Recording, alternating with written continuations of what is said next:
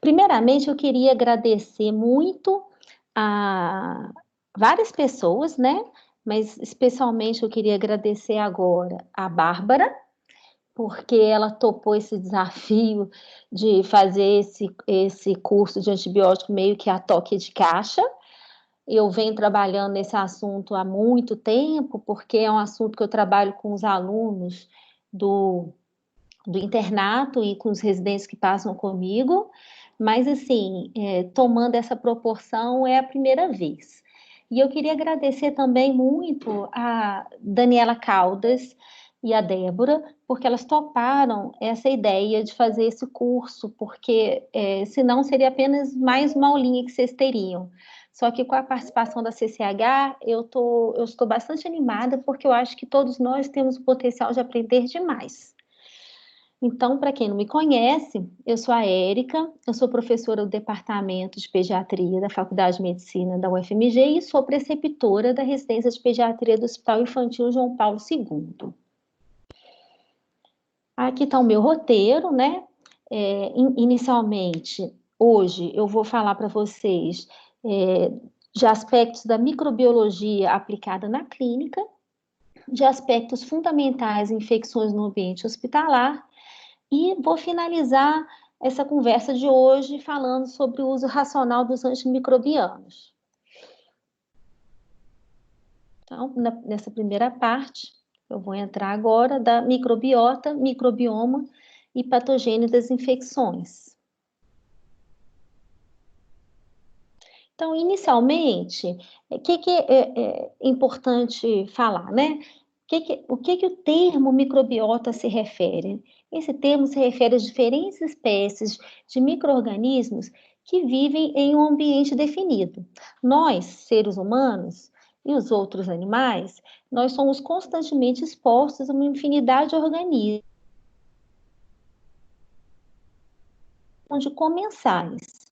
Esses comensais, eles coexistem harmoniosamente conosco, na pele, nas nossas mucosas da cavidade oral, nas vias aéreas superiores e trato gastrointestinal inferior.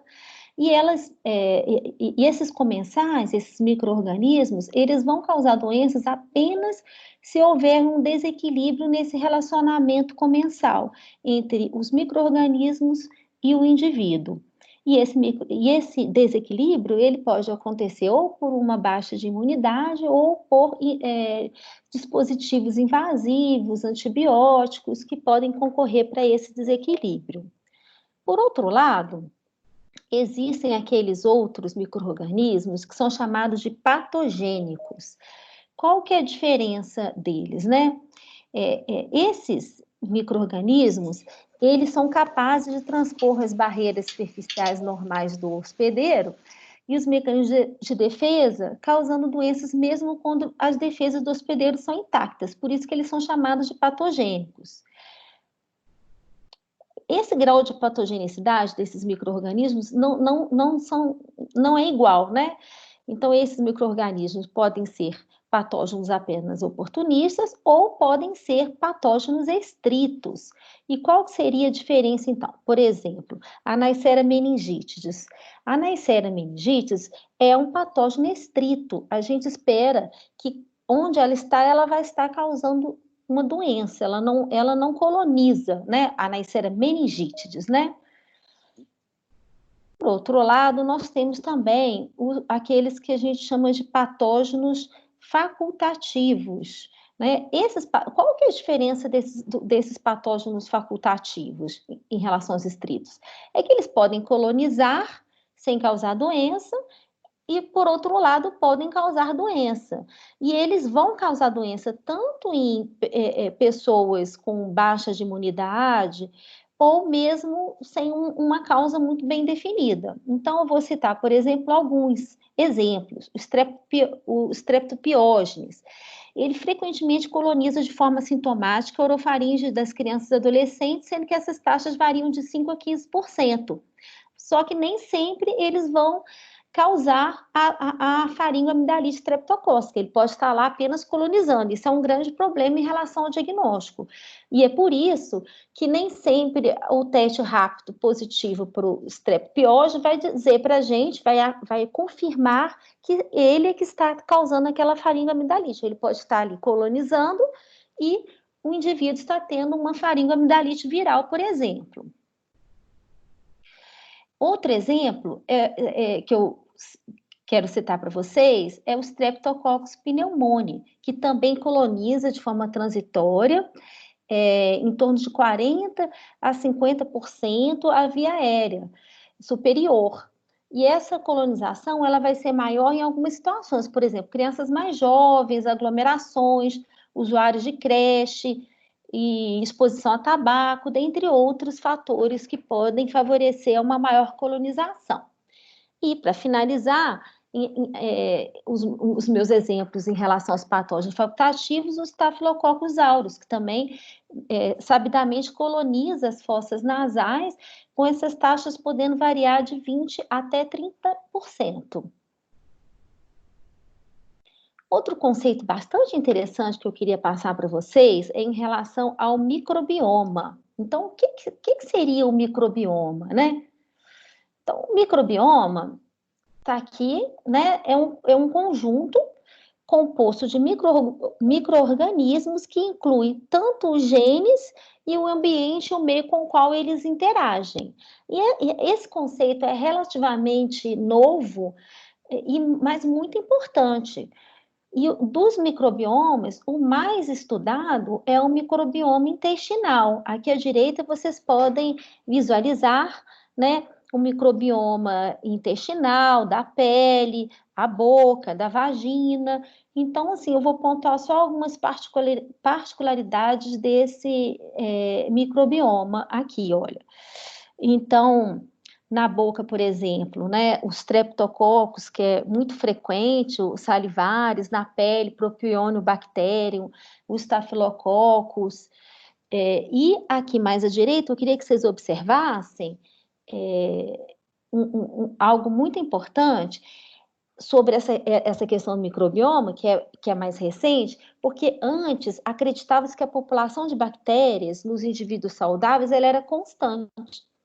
No entanto, os estudos têm mostrado que a colonização ela pode variar de um indivíduo para o outro, tanto em termos de espécies de bactérias colonizantes, quanto em quantidade, que é isso que está representado aqui nessa figurinha aqui, que eu estou mostrando aqui para vocês.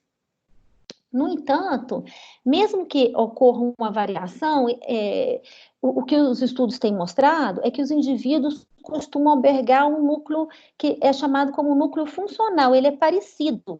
Tá?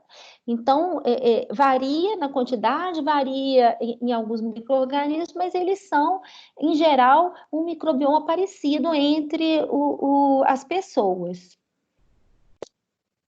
De todos os microbiomas, no próximo slide eu vou mostrar o microbioma do sistema respiratório, o mais estudado, o mais conhecido é o microbioma intestinal.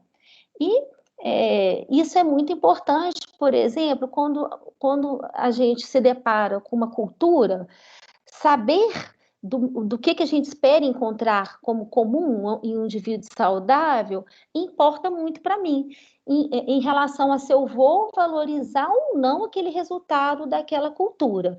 Por outro lado, tem alguns líquidos que são considerados estéreis, né? Que são, por exemplo, o sangue, o líquor, a urina, a bile e o líquido sinovial. Então, quando se encontra micro-organismos nesses líquidos ditos estéreis, em geral, nós não vamos pensar que isso é uma mera contaminação. Na maioria das vezes, isso vai representar uma infecção verdadeira. Então, é muito importante a gente saber e conhecer quais são os patógenos que nós devemos esperar em cada região do nosso corpo. Em relação ao sistema respiratório, diferente do que se acreditava no passado, os estudos recentes demonstraram que os pulmões não são estéreis. Muito interessante isso. Né? Há alguns anos atrás, se dizia que os pulmões eram completamente estéreis. mas hoje os estudos têm mostrado que não é bem assim, tá? Então, aqui, olha, eu coloquei os principais micro-organismos que são encontrados nas diversas regiões das fossas nasais, a nasofaringe, a orofaringe e nos pulmões. Importante também em relação a isso, pontuar que, por exemplo, eu vejo muito isso na prática clínica, quando a gente vai interpretar um aspirado traqueal. Então, diante de um paciente que está desenvolvendo sintoma, uma pneumonia, por exemplo, a presença de determinada bactéria no aspirado traqueal não necessariamente confirma que é essa bactéria que está causando a pneumonia, se essa bactéria é esperada dentro daquele local, né? Diferente se eu encontrar uma bactéria que não deveria ser esperada para aquele local. Então, finalizando essa parte, o conhecimento da microbiota humana ajuda muito na escolha da terapia empírica frente a um quadro infeccioso, bem como na decisão de não tratar um micro-organismo isolado em local onde ele é um colonizante comum e pouco provável de causar infecção em paciente imunocompetente. Como exemplo, podemos citar o Streptococcus pneumoniae em cultura. Eu estou com uma dúvida aqui se está gravando. Bárbara, você está vendo a bolinha? Você está gravando? Sim, está gravando. Ah, deixa eu voltar, que me deu essa dúvida. Então, voltando aqui. Então, por exemplo, voltando para essa questão da valorização do que a gente encontra numa cultura, né? Se eu encontrar um Strep pneumoniae em uma cultura de garganta, eu não vou valorizar, porque ele faz parte da microbiota, né? Como mesmo eu falei anteriormente. E ele não é uma causa de faringite. Então, esse conhecimento nos ajuda a definir a nossa conduta em relação ao que a gente encontrar na cultura. Outro aspecto bastante importante que eu gostaria de colocar para vocês, esse artigo muito interessante, eu passei as referências todas dessa aula para a Bárbara e ela primorosamente montou uma pasta no Drive com as referências todas que ela vai disponibilizar depois em buscar essas referências que foram escolhidas a dedo. Bom, então, em relação a essa parte aqui, no início da vida, as comunidades microbianas do trato respiratório, elas são muito dinâmicas e são motivadas por vários fatores que incluem desde o modo de nascimento, o tipo de alimentação, condições de aglomeração ou tratamento com antibióticos.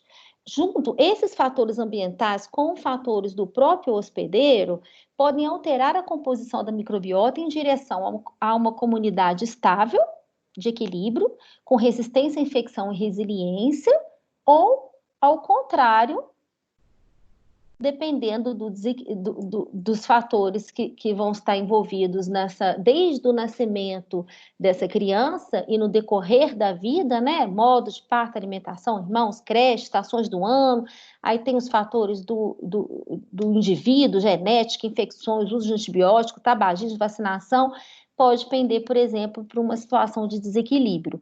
E nessa situação de desequilíbrio, vai favorecer o quê? A infecção e a suscetibilidade à inflamação. Dentro dessa linha, tem vários estudiosos mostrando que esse microbioma ele pode estar envolvido, tanto no caso do microbioma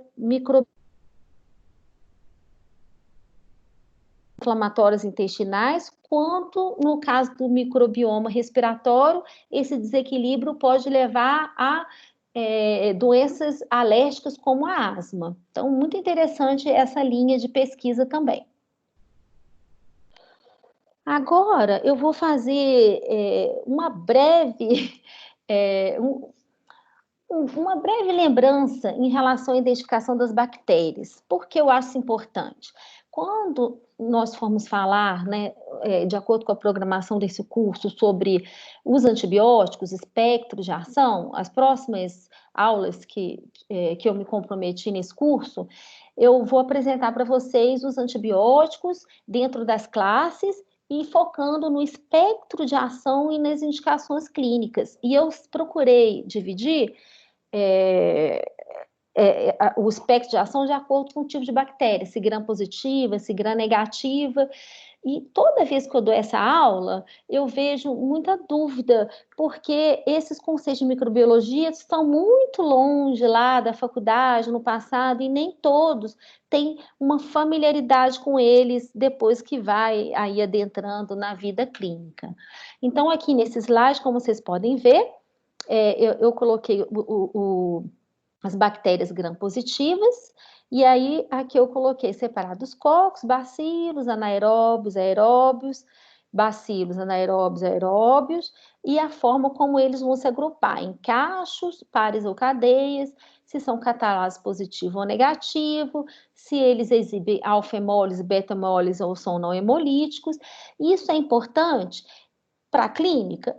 É importante para a clínica, porque muitas vezes quantas vezes você já não recebeu, por exemplo, uma hemocultura que vem assim, crescendo cocos em cachos. Já na minha prática clínica, já aconteceu de eu estar tratando uma criança com uma ampicilina e gentamicina, um recém-nascido, uma sepse tardia comunitária. E aí vem crescendo cocos em cachos gram-positivo, precocemente. Diante desse resultado, eu devo escalonar o meu tratamento para cobrir um Staphylococcus aureus, né? Porque pode ser uma possibilidade. E em relação ao GRAM, eu quero frisar aqui para vocês que o GRAM ele não permite descalonar. Então, eu não posso diminuir o meu espectro baseado no GRAM. Porém, eu posso escalonar, eu posso aumentar o meu espectro ou direcionar um pouco mais, mas aumentando de acordo com o GRAM. Agora eu vou mostrar para vocês a divisão das bactérias gram-negativas, né? Vejam que em relação aos gram-negativos, os bacilos predominam, né? Em relação aos gram-negativos em cocos, nós temos a Neisseria. E um conceito que eu queria mostrar para vocês, que é muito falado dentro da infectologia, né? Que são dos bacilos gram-negativos fermentadores e não fermentadores, né? Por que isso é importante? Porque os bacilos não fermentadores, os gram-negativos, eles são mais encontrados no ambiente hospitalar e, em geral, eles vão estar associados a alguma condição predisponente, seja por uma internação prolongada, múltiplas invasões ou uso de antibióticos, ou por fatores do próprio hospedeiro. A respeito dessa questão, eu sempre cito um exemplo que me marcou muito na minha prática clínica, que foi uma criança de 4 meses, talvez a Cristiane Narras lembre dessa criança, se eu não me engano, ela viu essa criança comigo, em que ela estava tratando uma pneumonia e cresceu um streptococcus, cresceu uma burkholderia. A partir dessa burkholderia, me chamou a atenção. O que essa burkholderia está fazendo numa criança de 4 meses tratando a pneumonia? Aí eu fui procurar. Na época, eu não me lembrava de que ela poderia estar associada com um tipo específico de imunodeficiência, mas me alertou para aquela bactéria não ser uma bactéria comum de causar uma pneumonia. E por conta dessa bactéria, foi possível, então, fazer um diagnóstico de doença granulomatosa crônica nessa criança. Então, se eu tivesse tratado apenas a bactéria, sem tentar entender por que ela estava fazendo ali, eu não teria feito esse diagnóstico. Só mais um detalhe que eu esqueci de falar aqui. Para esse grupo aqui de bactérias a Bárbara até que me pediu para chamar atenção para elas, que são aquelas bactérias consideradas fastidiosas, né, que são do grupo Racec, que estão aqui, ó, a Haemophilus, Campylobacter, Helicobacter e Bartonella. Então, essas bactérias, elas são ditas fastidiosas porque elas têm um crescimento lento e elas necessitam de meios de cultura enriquecidos. Então, elas podem demorar um pouco mais a crescer, porque, em geral, as outras bactérias, elas crescem mais rápido. Eu fiquei tão empolgada, né? Não é à toa que eu fiz infectologia, com essa parte de microbiologia, fiquei muito curiosa para conhecer um pouquinho do nosso serviço. Então, eu fui lá no laboratório de microbiologia do Pronto-Socorro João XIII, que é o nosso laboratório também, e fiz até amizade com a microbiologista lá, que é a Gabriela, e tirei algumas fotos, e eu vou mostrar no decorrer dessa apresentação algumas fotos que eu tirei ou que ela me enviou.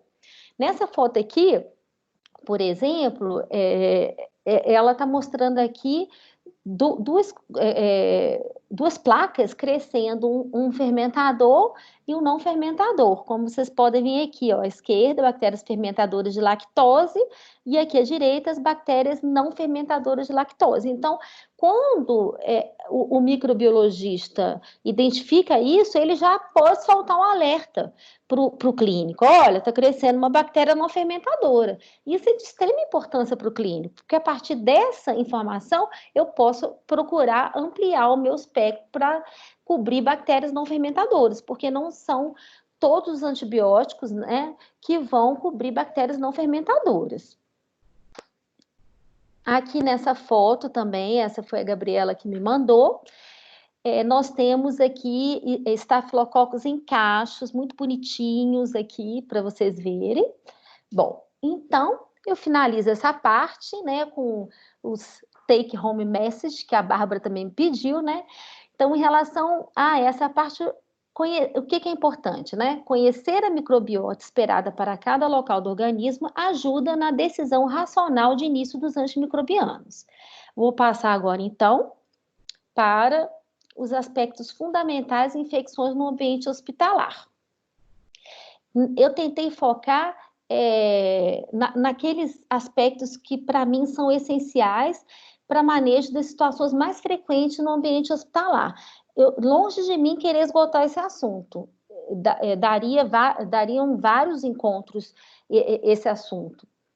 Eu vou pontuar aqui para vocês só aqueles que eu achei mais essenciais. E mesmo assim, eu acho que ficou bem grande a apresentação. Bom, então, quando o indivíduo, a criança, o indivíduo é internado dentro do ambiente hospitalar, ele vem albergando a sua microbiota, conforme eu mostrei para vocês, endógena, né? E aí existem diversos fatores que vão concorrer para a mudança dessa microbiota, né? Então, a partir, por exemplo, de exposição a fomites, gotículas, aerosol, mãos dos profissionais de saúde, em alguns pacientes que vão para terapia intensiva e fazem uso de ventilação mecânica, outros que precisam de sonda nasogástrica, que precisam de antibióticos, ou sonda vesical, catéteres vasculares. Então, todos esses fatores, eles concorrem para modificar, né, essa microbiota endógena do indivíduo, levando a uma substituição, obviamente que não é completa, mas o indivíduo passa a albergar também aqueles micro-organismos que estão na comunidade hospitalar. E isso faz toda a diferença para a gente quando nós temos que pensar em qual antibiótico nós vamos dar para um paciente com infecção hospitalar, por exemplo.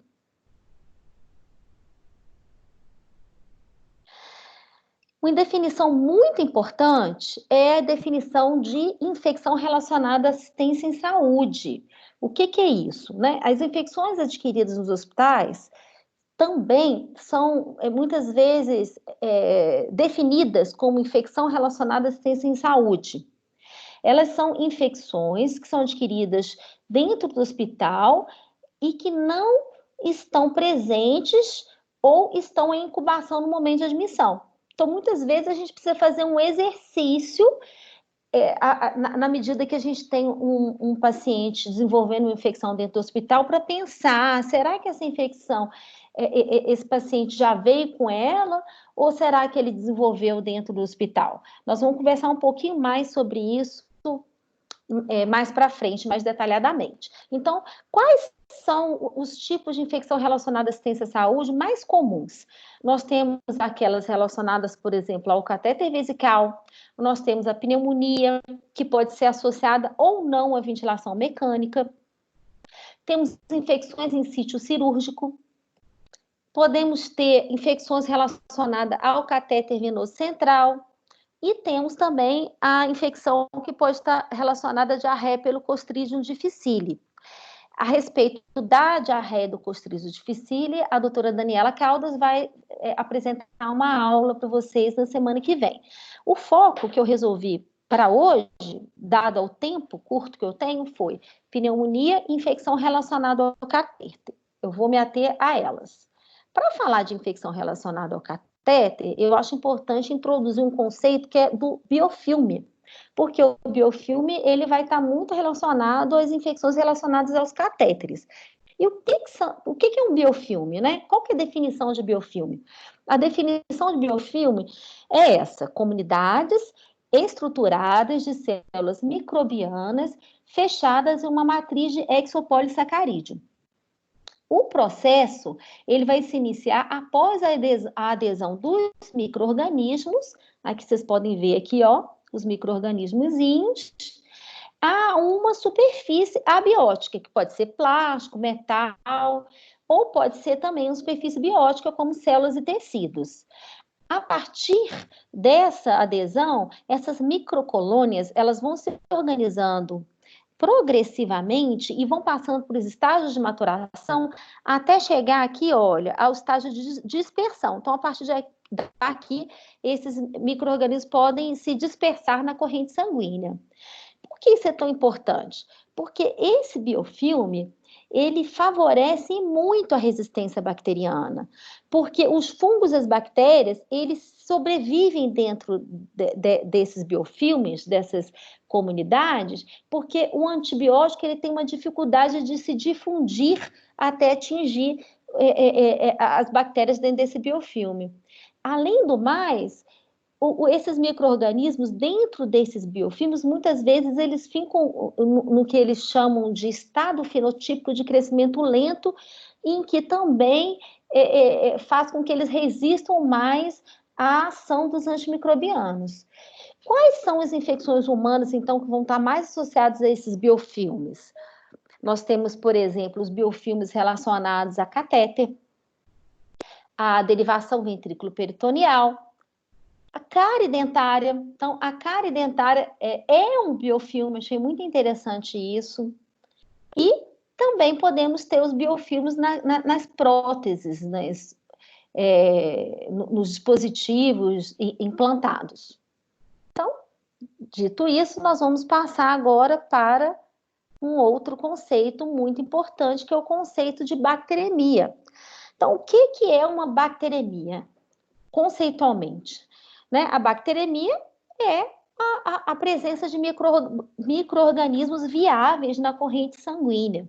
Só que as bacteremias, elas podem acontecer de maneira diferente, que eu vou mostrar aqui para vocês. Então, nós temos, por exemplo, uma bacteremia do tipo transitória.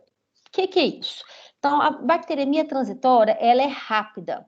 Ela pode durar minutos ou até horas. E ela ocorre, em geral, após manipulação de tecidos infectados. Por exemplo, abscessos, furúnculos, celulites, procedimentos cirúrgicos envolvendo tecidos contaminados, manipulações geniturinárias, entre outras situações. Mas ela pode também acontecer em algumas infecções agudas, sejam localizadas ou sistêmicas, como pneumonias, meningites, artrites sépticas e osteomelites. Outro tipo de bacteremia é a bacteremia intermitente.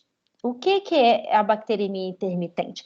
Ela se manifesta em intervalos de tempo variáveis, com o mesmo micro-organismo.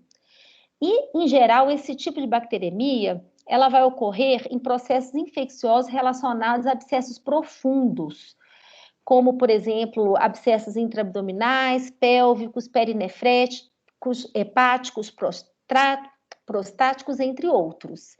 E, do meu interesse isso, né, esse tipo de bacteremia dos abscessos profundos, muitas vezes podem ser causas de febre de origem determinada. Então, da importância, muitas vezes, do ultrassom abdominal na investigação do paciente com febre de origem determinada. Outro tipo de bacteremia é aquela que é a contínua.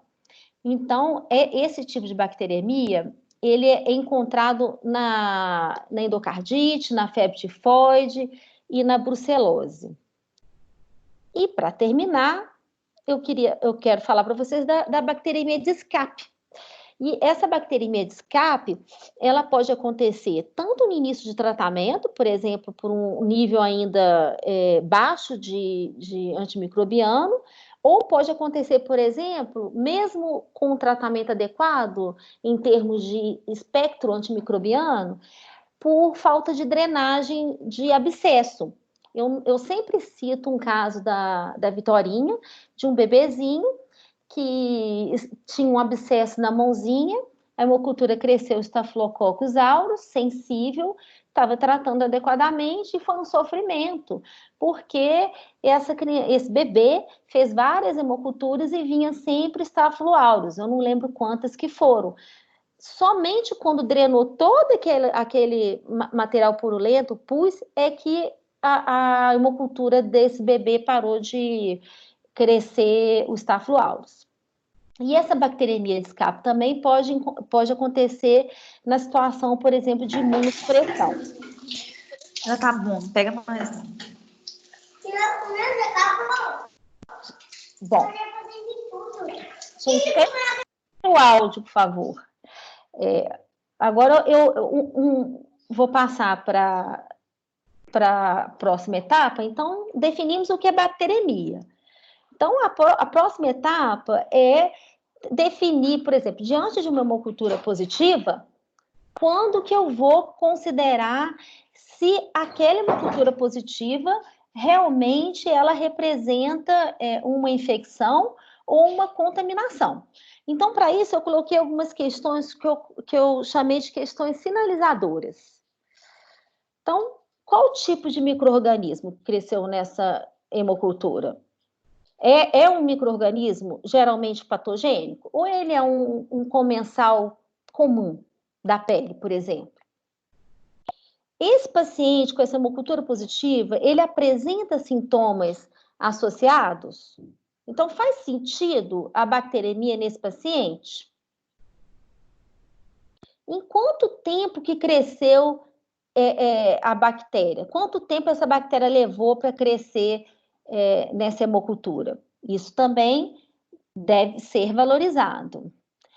Outro aspecto que deve ser valorizado é se esse paciente é imunossuprimido ou não. Por quê? Se crescer um comensal, um paciente que é imunossuprimido, talvez esse comensal realmente esteja causando uma infecção verdadeira. Eu já vou desconfiar se for um paciente que não tem um motivo para que ele esteja causando uma doença verdadeiramente. E, para terminar, por último, as condições predisponentes. Eu tenho uma hemocultura positiva num paciente que tem um catéter venoso central. Olha, é um fator de risco para invasão, é um fator de risco para biofilme, como a gente conversou agora mesmo. Então, talvez eu tenha que valorizar. Então, em relação ao micro-organismo, eu trouxe aqui para vocês, nesse próximo slide, alguns patógenos que seriam mais relacionados, por exemplo, com infecção, que é o caso desses que estão aqui nesse quadrinho, o Staphylococcus aureus, o Piose, o Galacti, Pneumoniae, Haemophilus influenzae, Escherichia coli, as bactérias da família Enterobacteriaceae, Neisseria meningitidis, Pseudomonas e Cândida. Então, esses patógenos estão relacionados em mais de 90% com infecção. Isso é uma estimativa. As referências para todas as informações eu estou colocando aqui embaixo para vocês. Em relação já aos streptoviridans, estaria relacionado em torno de 38%, Enterococo, 78%, o coagulase negativo, apenas 15%. Já o Corynebacterium micrococcus bacillus e o Propionibacterium acnes, menos de 5%.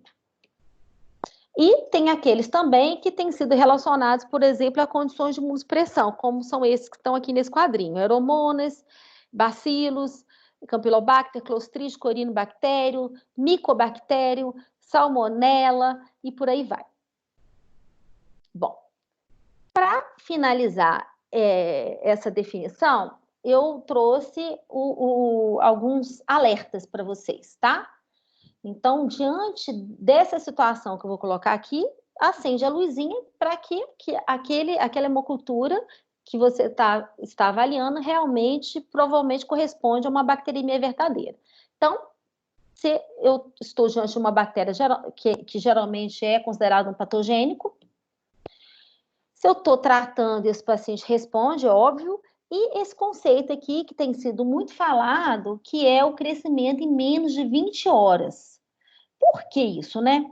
Faz sentido pensar que em uma verdadeira bacteremia, o inóculo bacteriano ele é mais alto e cresce mais rapidamente do que uma contaminação.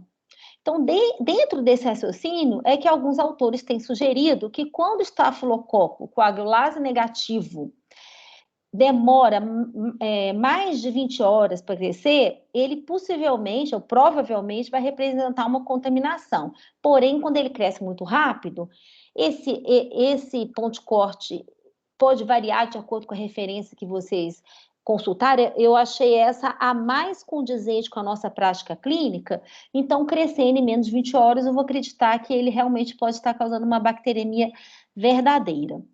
E o fator que a gente deve valorizar mais e que é um ponto de maior consenso entre os autores, que é o isolamento da mesma bactéria em 2 amostras.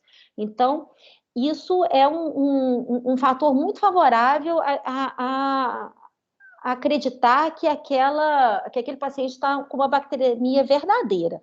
Em pediatria, isso é um pouquinho difícil, porque muitas vezes nós não pedimos 2 amostras de hemocultura. Lá no laboratório de microbiologia, conversando com a Gabriela, ela me falou que o padrão para adulto, né, é fazer 2 amostras, mas essa não é a nossa realidade. A gente trabalha com limitação de quantidade de coleta de sangue, né?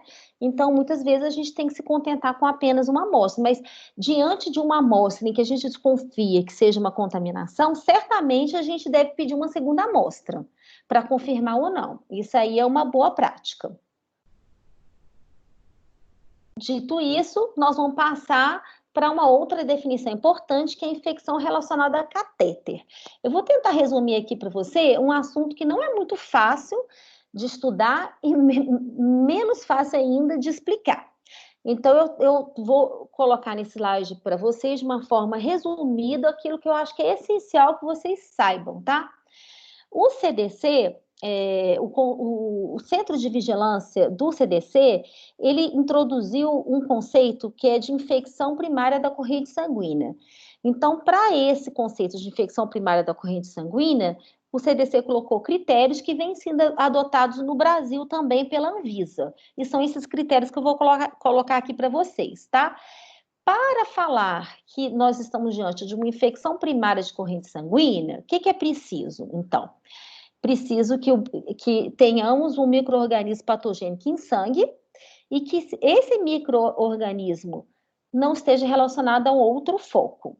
Ou, por outro lado, se estivermos diante de um micro-organismo chamado comensal, eu até coloquei aqui do lado para lembrar, embora eu já tenha falado isso antes, é preciso que a gente tenha pelo menos 2 hemoculturas para acreditar que realmente a gente está diante de uma infecção primária da corrente sanguínea.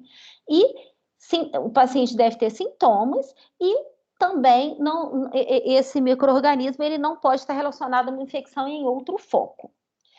E para falar que essa infecção primária da corrente sanguínea está associada ao catéter, esse paciente vai apresentar esses critérios que eu acabei de falar e catéter central no local por mais de 2 dias, né, no início dos sintomas ou até no dia anterior. Então, essa situação é o que a gente chama de infecção primária da corrente sanguínea associada ao catéter, ou infecção de corrente sanguínea associada a catéter. Como vocês podem ver, esse conceito de infecção primária da corrente sanguínea associada a catéter é um conceito bastante abrangente, e ele é muito utilizado para vigilância epidemiológica. Porém, tem um outro conceito que ajuda mais em relação ao manejo clínico, que é a infecção relacionada ao catéter. E o que seria isso, então, a infecção relacionada ao catéter? O que ela tem de diferente?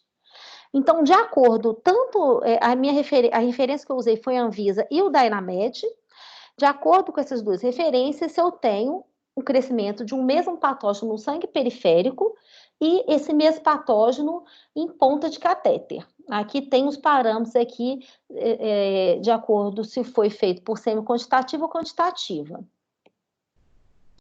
Ou um outro critério seria o crescimento em sangue periférico e um crescimento mais rápido em sangue de refluído de catéter. O que seria mais rápido? Seria mais do que com uma diferença de 2 horas mais rápido em relação ao sangue periférico. Então, o refluído de catéter crescendo mais rápido do que o sangue periférico. Ou então, uma comparação em relação à quantidade, ou seja, no refluído crescendo mais. Então, esse seria o critério.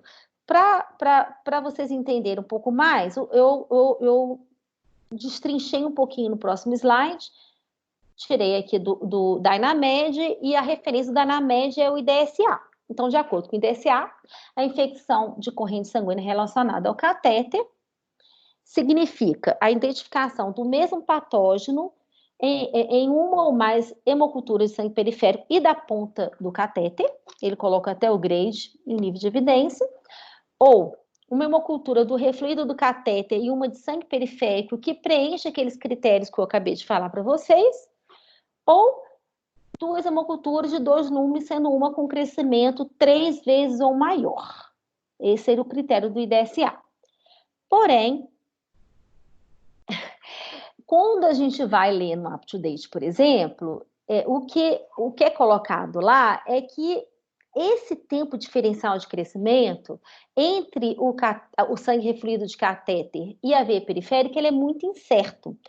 Então, de acordo, alguns autores questionam se realmente a gente deve valorizar tanto assim isso. E por que se questiona isso? Um dos motivos é porque, para comparar, teríamos que garantir que as amostras, a quantidade de sangue seria a mesma para as 2 amostras. Então, fica um pouco subjetivo. Então, o que no UpToDate eles colocam que sugeriria uma infecção relacionada ao catéter? Então, sintomas, catéter em uso por mais de 48 horas, uma ou mais hemoculturas positivas para Staphylococcus aureus, Enterococcus, Enterobacterias ou Pseudomonas aeruginosa, uma ou mais hemoculturas positivas para a Cândida, ou 2 ou mais hemoculturas positivas para Staphylococcus coagulase negativo ou outros comensais comuns. Eu não vou adentrar nessa diferenciação entre o que está no UpToDate ou no Dynamed, porque isso vai ser objetivo de uma discussão mais aprofundada na semana que vem com a participação da doutora Débora da CCIH. Mas eu tive a curiosidade de ir lá no laboratório do Hospital João 23 para saber o que a gente faz aqui, né? Eu fiquei curiosa, porque a gente lê, mas e aí? O que a gente tem na nossa realidade prática? O que é possível? Então, eu fui e descobri, né, indo lá, que é possível a gente analisar esse parâmetro que o Dynamed e o DSA trazem de crescimento mais rápido no refluído de catéter. E isso é feito por meio desse aparelhinho, que chama BACT-ALERT, em que os tubos de cultura, eles são colocados dentro do aparelho, e o aparelho alerta para o tempo em que começou a mostrar o crescimento da bactéria. E geralmente isso vem na hemocultura, isso vem crescimento com 20 horas, crescimento com tantas horas, então isso é possível. Agora, se nós vamos valorizar ou não isso para retirar esse cateter ou uso de antibiótico, isso nós vamos conversar na semana que vem. Estou ansiosa por esse encontro. Agora eu vou passar para uma outra definição, conforme eu falei para vocês, em relação às infecções relacionadas à assistência à saúde, eu optei por focar na pneumonia hospitalar e infecção relacionada ao catéter. Agora eu vou passar para a infecção hospitalar. Então, o que é a infecção hospitalar? Eu já comentei para vocês, é aquela, no caso da pneumonia, é aquela pneumonia que se desenvolve com mais de 48 horas de internação. E que essa infecção não estava incubada no momento da admissão. É muito importante que vocês saibam que tem uma definição de pneumonia hospitalar precoce, que estaria entre 48 horas e 5 dias, e pneumonia hospitalar tardia, que estaria acima de 5 dias. Aqui embaixo eu coloquei os principais patógenos envolvidos nas infecções hospitalares. Vou beber uma aguinha aqui, gente.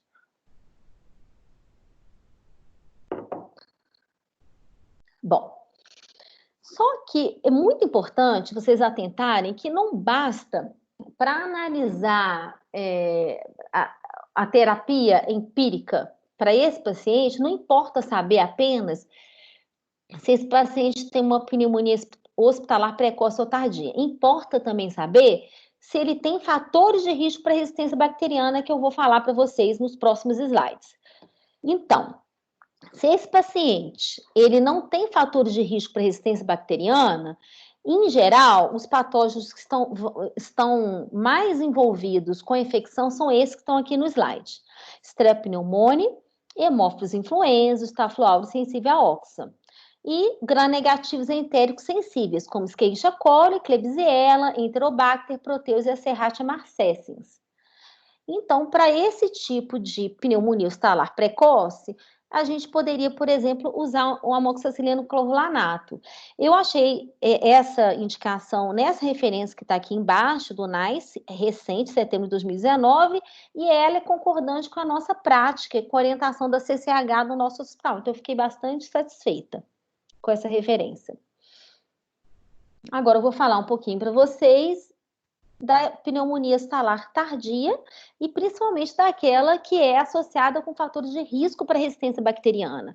Nessa situação, além daqueles patógenos que eu coloquei para vocês, é possível também termos outros patógenos, como, por exemplo, a Pseudomonas aeruginosa, a Klebsiella do grupo ESBL, o Acinetobacter, o Staphylococcus meticilina resistente. Então, nessa situação, ou mesmo se o paciente não tem fatores de risco para resistência bacteriana, mas tem sinais e sintomas graves, nós vamos ter que utilizar antibióticos de amplo espectro. E aí, esse antibiótico de amplo espectro vai ser trabalhado nas próximas reuniões, porque isso vai variar também em relação à microbiota de cada hospital. Então, quais seriam esses fatores de risco, né? Que eu devo considerar para a minha terapia empírica? E é disso que eu vou falar aqui para vocês agora, né? Então, por exemplo, gravidade do paciente, esse paciente usou antibiótico de largo espectro nos últimos 90 dias? Quais são os padrões locais de resistência?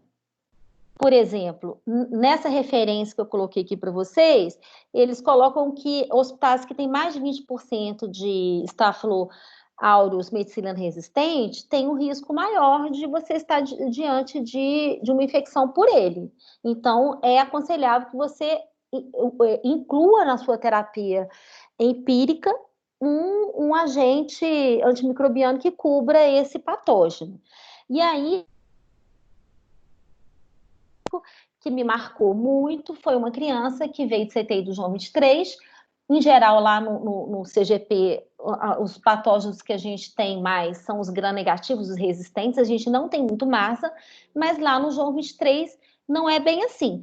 Então, essa criança veio de CTI João 23, ela desenvolveu sintomas de infecção lá na enfermaria, e lembrando que esse paciente tinha vindo do João 23 e sabendo que lá nós temos MASA, com uma frequência a ser considerada, eu entrei com vancomicina para essa criança. Para minha sorte, para da criança, porque a hemocultura depois mostrou que era um Staphylococcus realmente.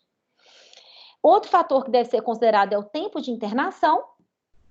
Os resultados microbiológicos prévios é muito importante. Então, esses pacientes estão internados há muito tempo, muitas vezes eles fizeram várias hemoculturas ou fizeram suaves de nasal, anal, que pode direcionar também se é um paciente colonizado. O fato de ele ser colonizado não vai significar que aquela infecção necessariamente é por aquele patógeno que está colonizando, mas obviamente que você deve cobrir aquele patógeno, porque ele é um patógeno possível de estar causando infecção.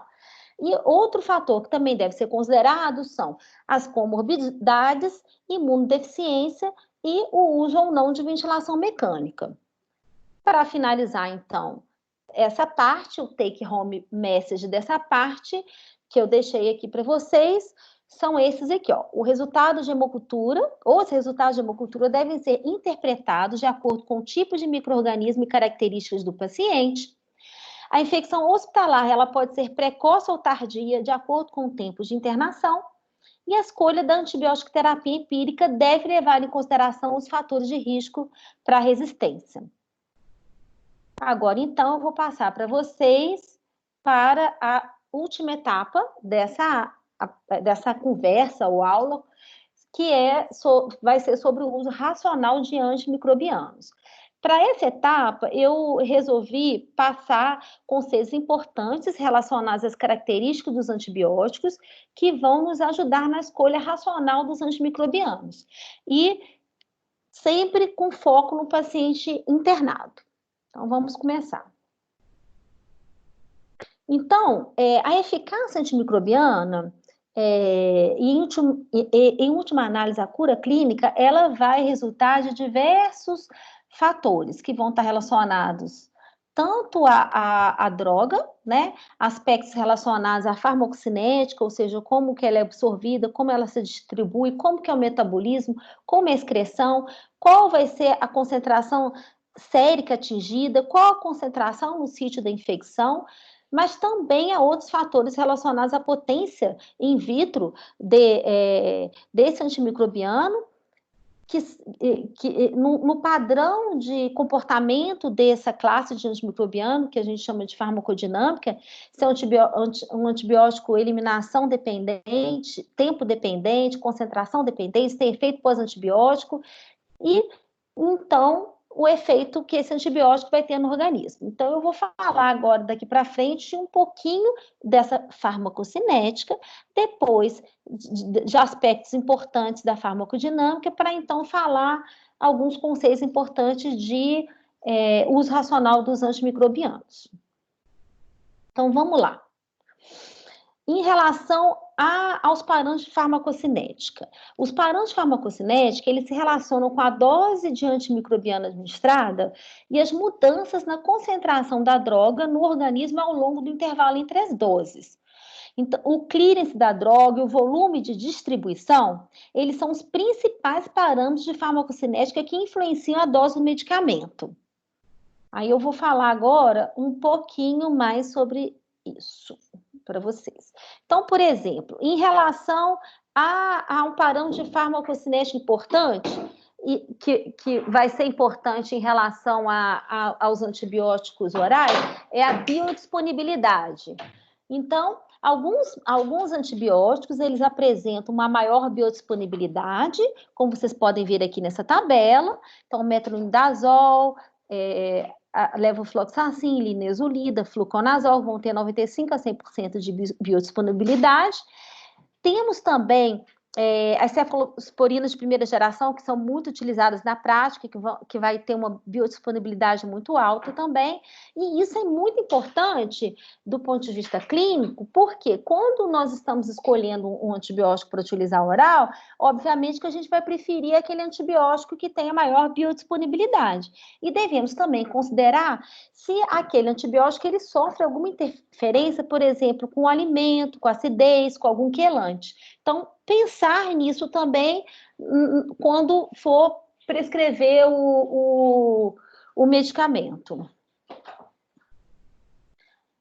Esse artigo aqui, eu sugiro muito que vocês leiam ele realmente é excelente. Eu fiz uma adaptação do que está nesse artigo para explicar alguns conceitos que eu acho assim, extremamente importantes. Então, vou falar aqui para vocês. Considerando que somente a fração livre da droga ela exerce efeito antimicrobiano, importa para a gente saber como que ocorre a distribuição dos antibióticos nos fluidos corporais. Então, a gente sabe que existe uma restrição da penetração dos antimicrobianos em vários sítios, além do sistema nervoso central, como no músculo e no pulmão. Então, aqui vocês podem ver que no sangue, nós temos aqui um antibiótico ligado à proteína e um antibiótico livre. E aí, esse antibiótico livre é o que ele vai passar livremente ali pelas fenestrações dos capilares e vão para o líquido intersticial e, em última análise, vão adentrar a célula epitelial. Conforme vocês podem ver aqui. Então, olhando para essa figura aqui, vocês podem imaginar que o grau de ligação proteica ele vai interferir na penetração ou não do antibiótico na célula tecidual. Outra característica importante também, que eu gostaria de passar para vocês, é em relação à característica dos antibióticos em dois padrões, que são características de antibiótico hidrofílico e antibiótico lipofílico. O que é isso, né? Então, nós temos os antibióticos que são hidrofílicos, que têm baixo volume de distribuição e baixa penetração intracelular e o clearance predominantemente renal. Por outro lado, os antibióticos que são lipofílicos, eles são caracterizados por terem um alto volume de distribuição, uma boa penetração intracelular e o clearance deles é predominantemente hepático. Aqui abaixo eu coloquei os exemplos, né? Como protótipos dos antibióticos hidrofílicos, nós temos os beta-lactâmicos, mas também os aminoglicosídeos, os glicopeptídeos linezolida, e do outro lado nós temos como os antibióticos mais utilizados lipofílicos, as fluoroquinolonas, macrolídeos, lincosamidas e a tigeciclina. Agora, eu vou passar para vocês um resuminho disso que eu falei. Em relação aos antibióticos, então, os antibióticos vão ter maior capacidade de penetração, vão ser aqueles lipofílicos, que têm um menor peso molecular e têm baixa ligação proteica. Os antibióticos ditos hidrofílicos, eles tendem a permanecer no líquido intersticial, o que pode ser uma vantagem, porque a maioria das infecções ela está no fluido intersticial. Lembrando que aqueles antibióticos que têm um alto peso molecular, por exemplo, a vancomicina é um antibiótico que tem um alto peso molecular, eles vão ter uma baixa penetração tecidual. E na barreira hematoencefálica, a barreira ela tem umas características bem particulares, porque eles têm a barreira, o sistema nervoso ele tem uma bomba de efluxo que bombeia alguns antibióticos para fora.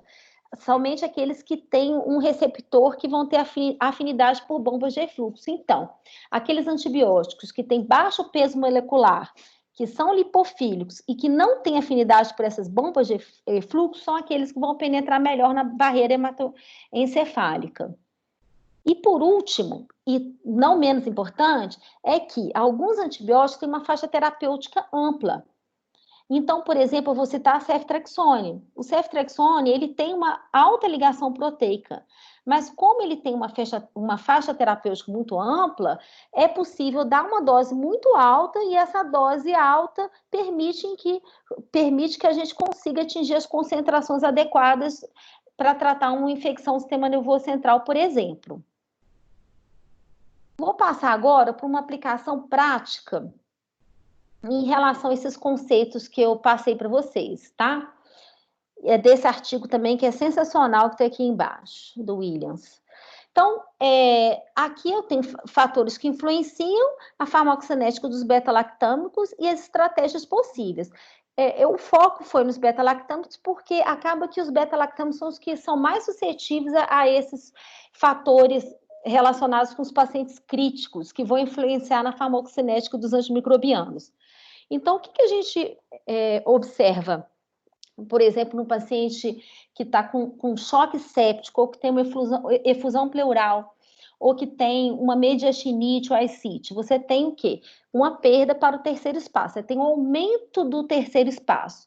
Da mesma forma, nós temos aqueles pacientes com dreno, com circulação extracorpórea, em uso de diálise, ou com hipominemia. Então, esses pacientes, eles vão ter um volume de distribuição aumentada.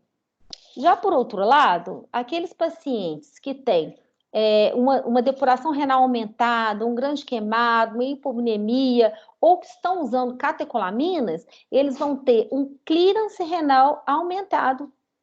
E isso vai concorrer para quê? Para um risco de concentração subterapêutica. Agora, por outro lado, mesmo no choque séptico, com o avançar, quando o paciente entra em falência de múltiplos órgãos, com injúria renal aguda, ou mesmo com aqueles fatores inotrópicos negativos, a gente pode ter o quê? Um clearance diminuído, e isso pode concorrer para um risco de maior toxicidade. Então, existem estratégias possíveis para lidar com essas situações. Então, por exemplo, nessa primeira situação aqui, do risco de concentração subterapêutica, uma estratégia seria infusão prolongada. Lembrar que tem diretrizes que podem nos auxiliar para uso de antimicrobiano, a dose, de acordo com a situação fisiopatológica desse paciente. A monitorização da dose terapêutica não é uma realidade na nossa prática. E também para podemos utilizar a estratégia da dosagem baseada em diretrizes. Lembrando que, para esse paciente, é muito importante uma conversa, uma interconsulta com a CCH, porque eles podem certamente nos ajudar a lidar com essas dificuldades que esses pacientes nos trazem em relação à otimização da terapia antimicrobiana. Agora, nos próximos slides, eu vou apresentar para vocês umas tabelas resumidas, mas a referência está aqui, que eu acho que vale a pena vocês terem para consultar, porque eu achei isso muito interessante, mostrando as características dos antibióticos e a penetração deles. Então, por exemplo, aqui, ó, amoxicilina e piperacilina, ele coloca aqui peso molecular, ligação proteica, se é hidrofílico ou lipofílico, e como que é a penetração. Em pele e tecidos moles, no sistema nervoso com inflamação ou sem inflamação, com inflamação grande ou não, em ossos e pulmões. Então, isso pode ajudar muito vocês na prática. Achei excelente essa tabela. Aqui dos carbapenems, eu não vou citar cada um deles, eu acho importante. Essa aula é muito mais para mostrar um caminho para vocês do que para esgotar o assunto, seria impossível esgotar esse assunto. Eu acho esse assunto difícil, não é um assunto fácil de entender, muito menos fácil de explicar. Mas aqui eu estou tentando colocar para vocês os caminhos, né? O caminho das pedras, para vocês continuarem os estudos e aprofundarem nesse tema, que eu acho particularmente bastante interessante. E, então, por último, eu vou passar para vocês desse artigo que eles colocam como os critérios que mostram para a gente que a gente deve se preocupar em monitorar o antibiótico. Então, quais são esses critérios? Tem aqueles que são fatores relacionados a drogas, né? Ou seja, você tem grande variabilidade entre os sujeitos, o índice terapêutico é muito estreito, você tem uma relação concentração e efeito ou toxicidade muito bem estabelecida, ou quando a resposta terapêutica não é óbvia. E tem fatores relacionados ao paciente. Então, por exemplo, suspeita de interações medicamentosas, suspeita de eventos adversos, abuso, falha inexplicável do tratamento, suspeita de não aderência. E eu vou apresentar agora para vocês um documento da CCH que está disponível, bastante útil, não sei se vocês conhecem, e que o título dele é Uso Racional, Monitorização e Ajuste de Antimicrobianos. Tem para vários e vários antimicrobianos. Eu vou colocar aqui para vocês só 2, que eu resolvi pontuar, que é os que a gente mais utiliza na prática, que é dos aminoglicosídeos e no próximo slide da vancomicina. Então, quando que seria necessário monitorar a dose tóxica? Aqui estão as situações, um tratamento, por exemplo, que você prevê que vai tratar mais 5 dias, quando você tem alteração da função renal, lactentes menores que 3 meses, pacientes obesos, em anasarca, quando você precisa de doses mais altas ou intervalos mais curtos, pacientes em hemodiálise ou diálise peritoneal e uso concomitante de outros agentes nefrotóxicos. A monitorização recomendada, ela é tanto pela função renal e a rotina o EAS 2 vezes semana, avaliação audiológica para aqueles pacientes que receberam tratamento prolongado por mais de 2 semanas, ela é muito importante, e a monitorização do nível sérico. A coleta deve ser feita após a 3ª dose, 30 minutos antes da próxima, né, no vale da droga, e o valor de referência seria menor que 1 para amiga e entre 1 e 2 para gentamicina. E em relação à vancomicina. Então, também monitorização de função renal, EAS e hemograma semanalmente. O nível sérico é feito antes da 4ª dose, 30 a 60 minutos. Lembrando que a concentração sérica, alvo, ela vai variar dependendo do organismo.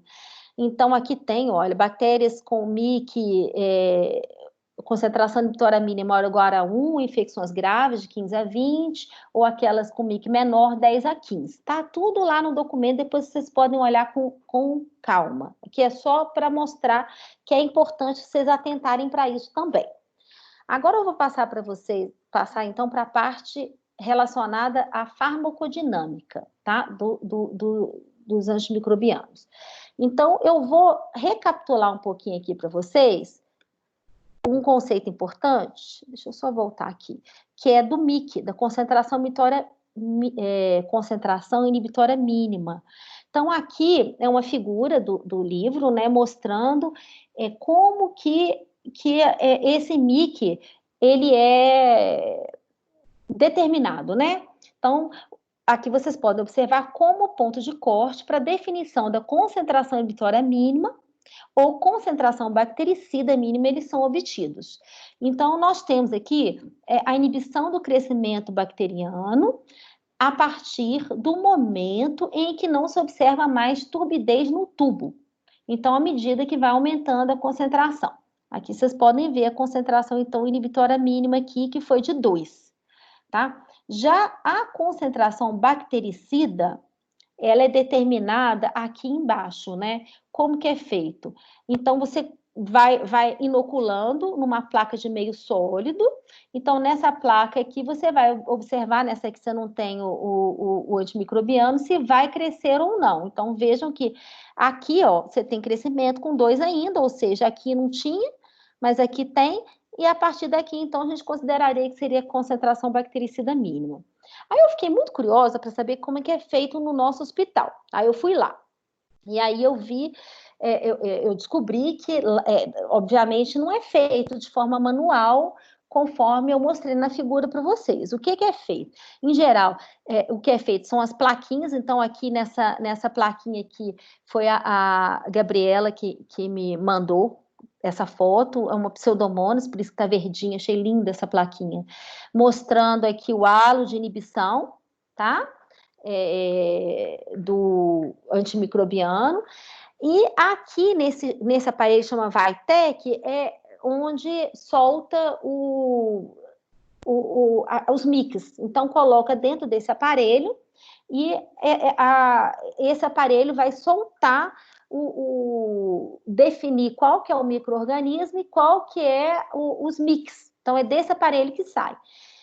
Em algumas situações, conforme a Gabriela comentou comigo, esse aparelho não dá resultados confiáveis. Em algumas situações, eles usam lá ainda o E-teste, que é esse que eu estou mostrando aqui para vocês. Isso aqui é o halo de inibição. Então, por esse aqui, tem como, não dá para aumentar, mas tem como definir qual que é o MIC também. Aí, voltando, então, para a nossa tabelinha, né, do nosso gráfico. Então, aqui eu tenho minha concentração vitória mínima, e temos, então, 3 padrões de ação, né, de efeito do antimicrobiano. E é isso que eu quero explicar para vocês. Espero que eu consiga. Então, temos um grupo de antimicrobiano que são aqueles que dependem do tempo, ou seja, eu preciso que a concentração, o antibiótico permaneça na concentração sanguínea por um tempo maior. Porque esse grupo aqui, ó, que são os antimicrobianos tempo-dependentes, eles não têm efeito pós-antibiótico. O que é o efeito pós-antibiótico? Aqui, ó. O efeito pós-antibiótico é quando cai abaixo desse MIC aqui, dessa concentração vitória mínima, porém, aquela dose, aquela concentração continua inibindo o recrescimento bacteriano. Os beta-lactâmicos, que são antibióticos tempo-dependentes, em geral, eles têm um efeito pós-antibiótico mínimo. Isso não é importante no efeito deles. Eles precisam manter concentrações séricas acima da concentração vitória mínima por um tempo maior possível. Não precisa ser 100% do tempo. Tem lugar que fala 50%, gira aí em torno de 40% a 60% do intervalo entre uma dose e outra, em que eu preciso ter concentração acima da concentração vitória mínima. Agora, tem um outro grupo de antimicrobiano, antibiótico, que são aqueles que são concentração dependente, que são o protótipo deles são os aminoglicosídeos. Qual que é a característica, né? Qual que é o padrão farmacodinâmico para esse grupo? Aqui está aqui para vocês, ó. É o pico máximo sobre a MIC, a concentração vitória mínima. Esse grupo aqui, eles de antibióticos, eles têm efeito pós-antibiótico, ou seja, quando cai abaixo da concentração vitória mínima, eles continuam inibindo o recrescimento bacteriano por um período, e eles têm uma característica muito importante, que é de alta taxa de eliminação bacteriana a partir do momento em que você atinge um pico alto, diferente dos outros antibióticos que são tempo dependentes. Agora, tem um terceiro grupo, que é esse daqui, são aqueles antimicrobianos que têm um efeito, o efeito de antibiótico dependente da área sob a curva. Então, o parâmetro melhor que vai definir o sucesso terapêutico vai ser essa relação da área sob a curva sobre a concentração vitória mínima. Esse grupo aqui, eles têm um efeito pós-antibiótico prolongado, assim como aquele grupo de lá, mas eles também eles têm um tempo dependente e eles não têm essa característica de maior taxa de eliminação bacteriana com picos altos, igual a gente vê nos aminoglicosídeos. Como principais exemplos, eu coloquei aqui os glicopeptídeos e as fluorquinolonas. Aí eu quis colocar para vocês aqui uma aplicação prática a respeito desses conceitos que eu passei, né? Para que eu tenho que saber isso, né? Vocês devem estar me perguntando, para que eu preciso saber de pico dependente, tempo dependente, área sob a curva e etc. É importante. Por exemplo, vou citar o exemplo aqui da pneumonia por pneumococo sensível e da faringite estreptocócica. Cadê? Aqui, ó. Então, na pneumonia pneumocócica, por exemplo, com um strep pneumônico MIC de 2. Então, o Strep pneumoniae, que tem um MIC de 2, para a gente considerar ele como sensível, se eu dou uma dose de 90 miligramas por quilo em 2 doses, isso, obviamente, que foi estudado dentro de softwares que avaliam esses fatores todos que eu falei para você. Esse artigo aqui do Bradley, do Pediatric Infectious Disease, explica detalhadamente como que eles chegam nisso. Mas aí, nesse artigo, eles colocam, então, se eu tenho 90 miligramas por quilo em 2 doses, eu vou ter 65% de cura. Porém, se eu uso a mesma dose, já que ele é tempo dependente, mas eu divido em 3 doses, o risco vai ser menor de cair abaixo da concentração inibitória mínima. Então, eu vou ter um percentual de taxa de cura maior. Eu sempre cito esse exemplo para defender o porquê que se a gente vai dar uma dose usual para uma pneumonia por pneumococo sensível, lá no protocolo DSA para pneumonia comunitária, por exemplo, ele coloca lá, se você está tratando uma pneumonia por pneumococo sensível, uma pneumonia comunitária, e você vai tratar de 12 em 12 horas, você deve dar uma dose mais alta. Eles colocam lá até 90. Se você vai tratar uma pneumonia por esse pneumococo sensível, se você quiser dar uma dose convencional, que é aquela de 50 miligramas por quilo, aí você teria que fazer dividido em 3 doses. É o que eu faço na minha prática clínica.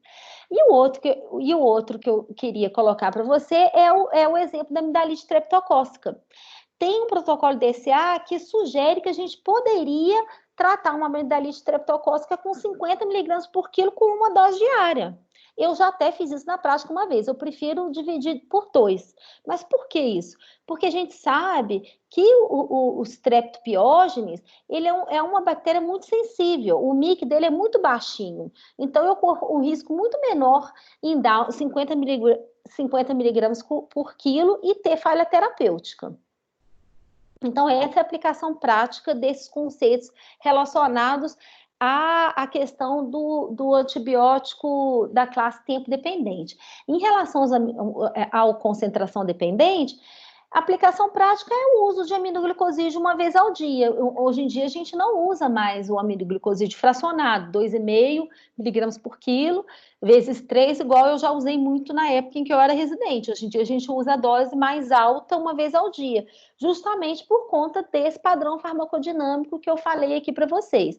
Sem contar que com o aminoglicosídeo, se você usa a dose fracionada, você acaba acumulando mais e predispondo esse paciente a ter efeitos tóxicos, seja no rim ou na cóclea. Então, para acabar essa partezinha árdua, que eu tenho que até respirar aliviada, alguns take-home message também. Não, é importante, então, que a gente entenda as características dos antibióticos e os fatores que concorrem para o efeito clínico, são essenciais para o uso racional do antimicrobiano. Agora eu vou falar para vocês, essa última parte é mais leve, do uso racional dos antimicrobianos, já estou acabando. Então, assim, esse artigo, e tem um site também que eu posso passar para vocês, ele coloca um conceito que eu achei super interessante, que eles colocam de iniciar de forma sábia, né, e depois focar. E aí, o que estaria envolvido nisso, né? Então, eles colocam, não inicie antibiótico na ausência de evidência clínica de infecção bacteriana. Então, assim, pense antes de iniciar. Utilize diretrizes locais, eu achei interessante, locais, a gente tem que tomar muito cuidado quando a gente vai considerar protocolos internacionais para a escolha de terapia empírica. Obviamente que a gente vai considerar, mas a gente tem que saber o que a gente tem na nossa comunidade. Idealmente, sempre que possível, dentro do ambiente hospitalar, obtenha culturas antes do início do tratamento. Se você, durante o seu percurso, você percebeu que, na verdade, você se enganou, que esse paciente não tem infecção, não tem problema nenhum em você interromper o tratamento. Pelo contrário, você deve interromper. E sempre que possível, você deve avaliar a troca do antibiótico venoso para o oral. E aí, nessa troca de antibiótico venoso para o oral, que a gente chama de descolonamento, tem algumas questões que eu quero falar para você também, que é sempre uma dúvida, né? A gente está diante de um paciente tratando venoso, Será que eu posso passar para oral? O que eu tenho que avaliar nisso, né? Semana passada eu coloquei a Marina para pesquisar isso para a gente. Então, Marina, ó, essa é dedicada para você. Então, melhora clínica, ausência de contraindicação ao medicamento oral, e aí, contraindicação, por exemplo, seria, por exemplo, paciente que está vomitando, né? Se esse paciente está vomitando, eu não vou ter segurança de que esse medicamento vai realmente chegar onde ele tem que chegar, vai ser absorvido. A ausência de febre pelo menos 24 horas e melhora do leucograma e das provas de reação inflamatória. Então, sim, são parâmetros que podem nos auxiliar nessa decisão. Aqui eu vou colocar um fluxograma para sedimentar esses conceitos. Então, esse fluxograma ele pode ser encontrado aqui nesse livro. O link está nessa pasta aqui do Drive que a Bárbara vai compartilhar com vocês. Então, na suspeita de infecção bacteriana, a gente precisa avaliar os exames laboratoriais e os sinais clínicos de gravidade. Tem? Então, nós vamos solicitar culturas, iniciar um antibiótico empírico. Gente, a partir dos 48, 72 horas de antibiótico, revejam as culturas e granhas, isso é extremamente importante. Se essas culturas estão negativas, obviamente que só está negativa não significa que esse paciente não tem infecção, não, tá? Mas se está negativa e você suspeita que esse paciente não está infectado, você pode considerar suspender o antibiótico e manter a observação. Por outro lado, se o paciente tem resultados compatíveis com infecção, você vai avaliar o antibiograma e restringir o espectro, se possível. Por outro lado, se o paciente não tem sinais muito evidentes que ele tem uma infecção, você pode optar por observar e solicitar culturas. E se então ele tem uma piora clínica, aí sim você vai iniciar um antibiótico empírico. Aqui nesse próximo slide eu coloquei um checklist para ajudar a gente a não esquecer dos passos primordiais para o uso racional de antimicrobiano. Primeiro, a revisão das características clínicas e laboratoriais do meu paciente sugere que ele tem uma infecção bacteriana. Eu faço isso frequentemente na minha prática clínica. Ainda mais que eu trabalho com bebê, muitas vezes esses bebês sobem com antibiótico e no decorrer da internação, nos primeiros 24, 48 horas, eu não acredito que ele está infectado. Então, eu vou lá e volto, procuro saber o que estava anotado no prontuário, como que ele chegou, o sintoma era realmente muito compatível com uma infecção bacteriana, como é que era o exame inicial desse paciente, a gente pede outro hemograma PCR para poder fazer curva de PCR, então reveja. Não tem problema em iniciar. Eu acho que o problema maior é não rever o seu tratamento e não suspender quando você suspeita de que você entrou precipitadamente. Porque entrar com antibiótico precipitadamente, todo mundo vai entrar.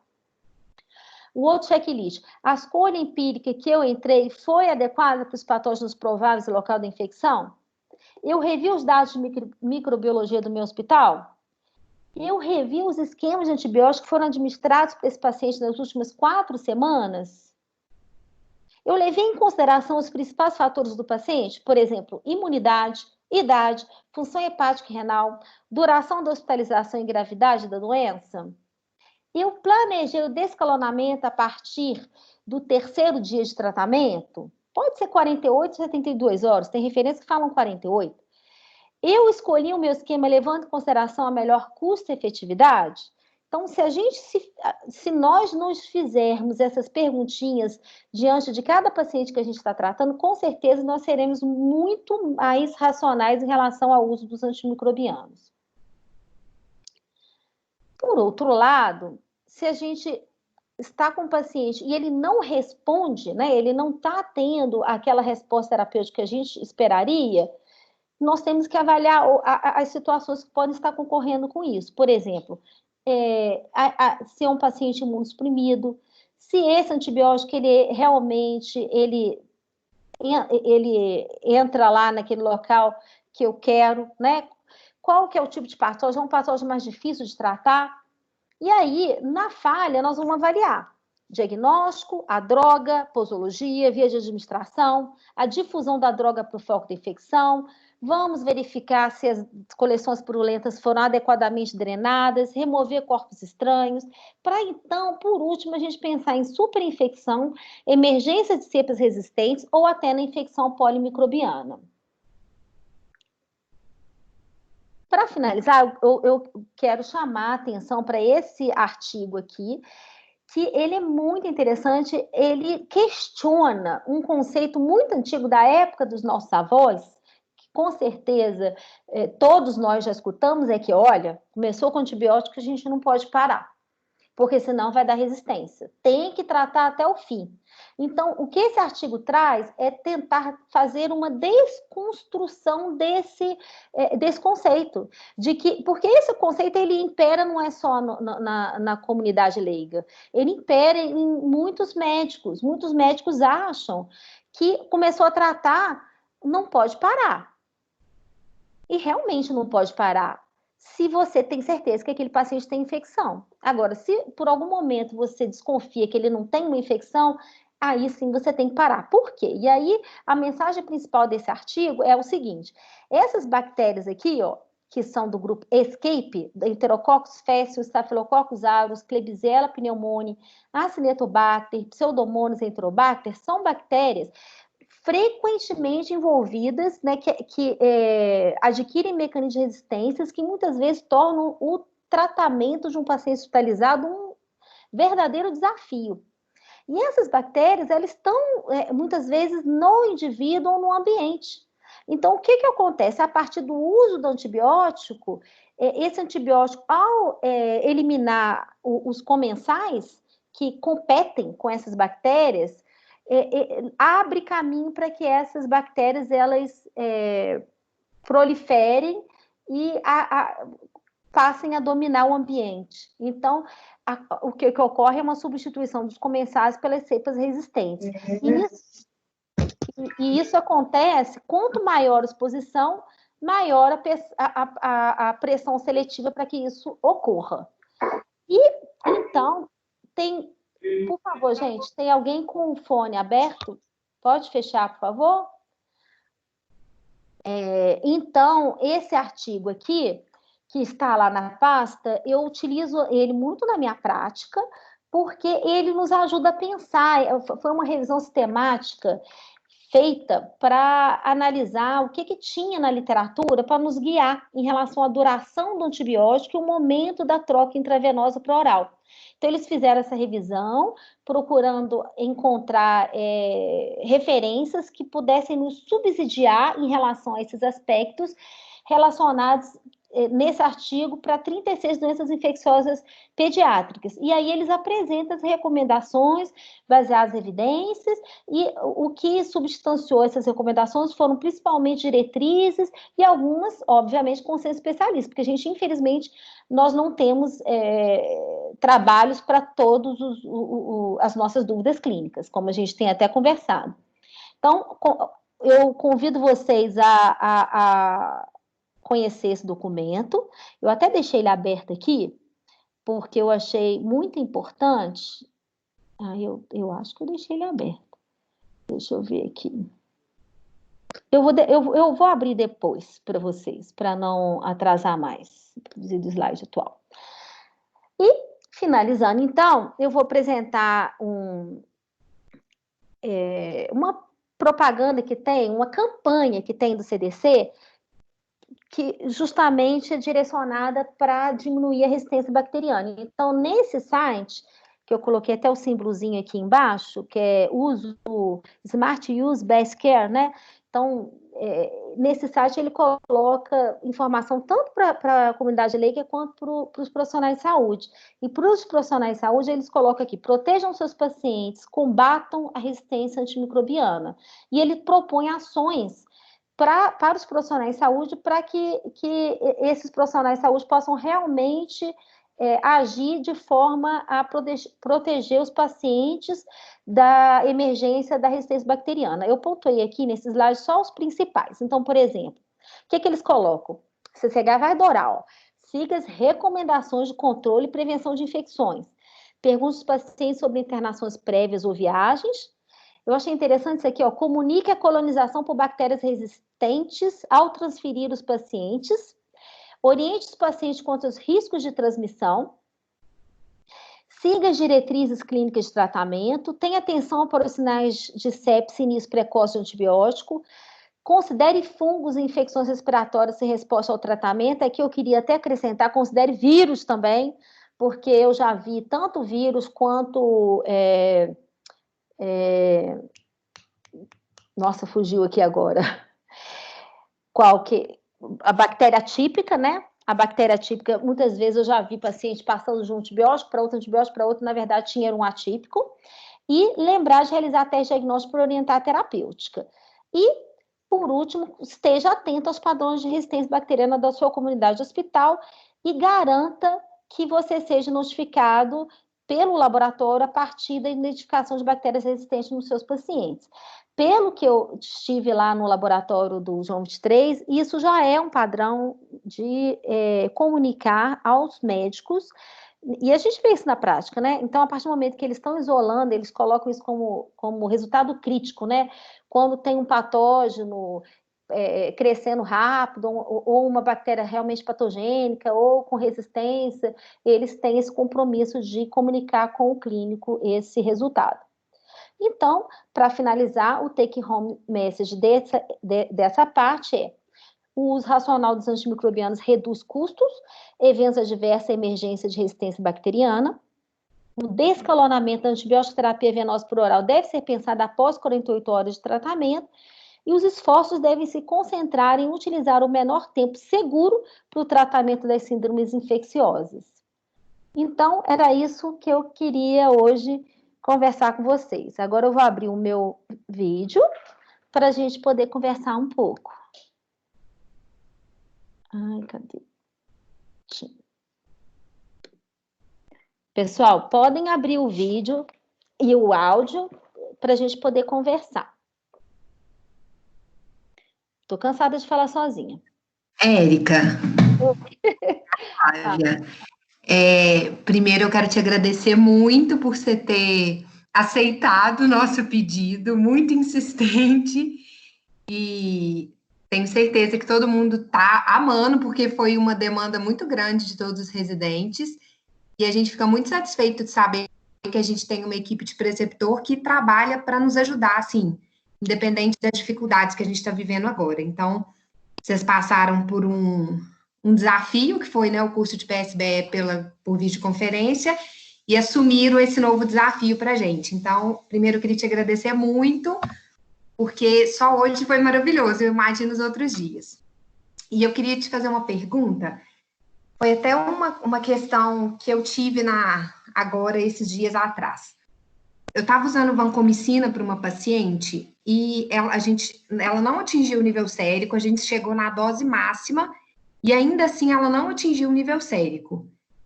O que eu faço, assim? Eu de fato substituo o antibiótico ou teria alguma coisa para eu poder fazer com isso, com a vanco ainda? Flavinha, né? Eu. Flavinha, eu vou deixar essa sua pergunta para o Café com a CCH. É uma pergunta muito difícil. É uma pergunta que a gente tem dúvida.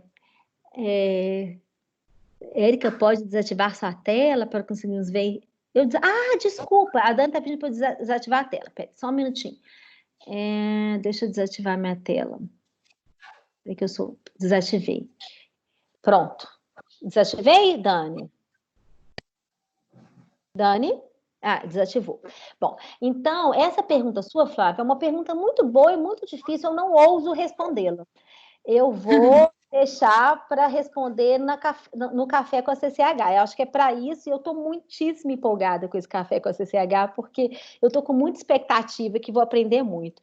Então, tá aí, viu, Dani? Uma questão para a gente trabalhar nos nossos casos, viu, o Flávio? Eu acho até que você podia pegar esse caso seu e enviar para a Érica, ou ajudá-la para fazer parte dos casos que a gente vai discutir no Café com a CCH. O que você acha, Combinado. Dani? Não sei se a Dani está com... Tô ouvindo. Tá me ouvindo? Você concorda, Dani? Porque é muita Acho coisa ótimo. que a gente podia deixar para responder isso no Café com a CCH, né? Eu acho que quando a gente trouxer alguns casos, a gente vai conseguir ir pegando essas discussões teóricas e aplicando. E uma das coisas que eu acho que vai ser legal de o pessoal entender é assim, que antibiótico, a maioria das vezes, não tem uma regra absoluta, né? Eu não posso sempre falar assim, porque o que eu sinto muito que o pessoal decora, olha, falhou com a amoxicilina, dobra a dose, associa o clavulanato. Mas quando eu dobro a dose, quando eu associo o clavulanato, quando eu troco de antibiótico, quando eu tenho que rever se não é um foco mantido. Então, isso tudo, assim, da aula da Érica foi excelente. Inclusive, parabéns, Érica, pela aula. Assim, como sempre, sensacional. Nossa, a Mas dica de acho você, que... Dani, realmente me deixa muito Não, feliz. muito boa, muito, muito boa. E acho que é tentar entender que a gente vai ter que, caso a caso, raciocinar. A gente não vai conseguir sempre ter uma resposta pronta, né?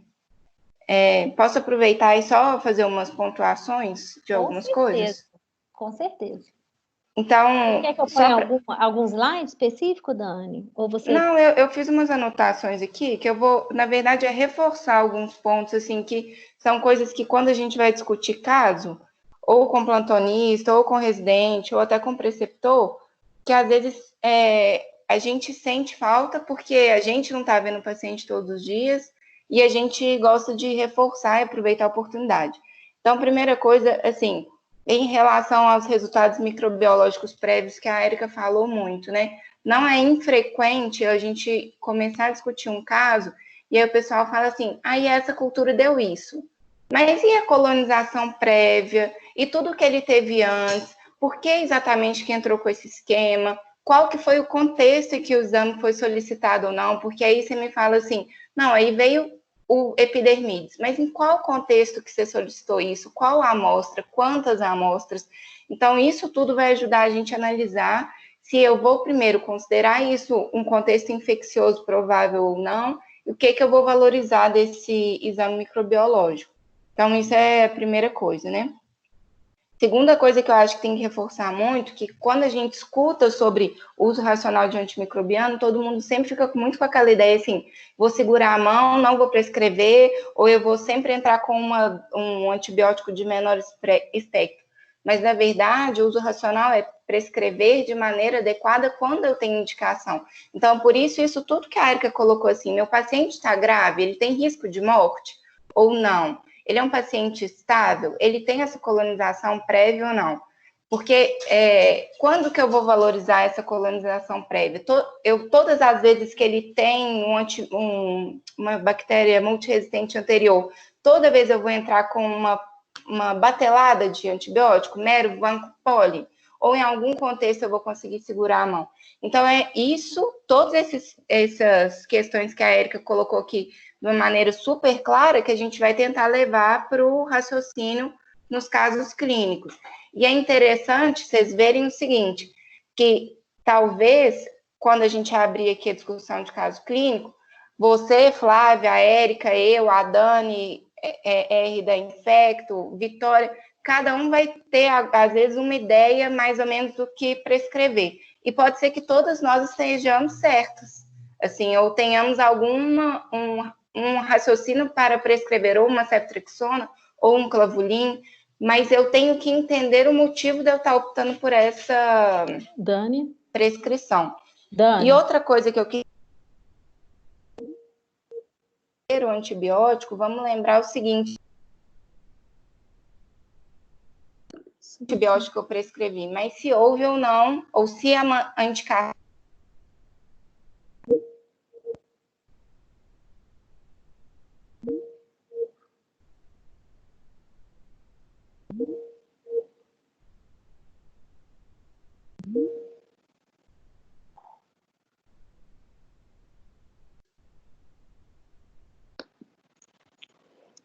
Oi, voltou? Voltou. Onde que parou? Ai, nossa, eu fiquei um tempão.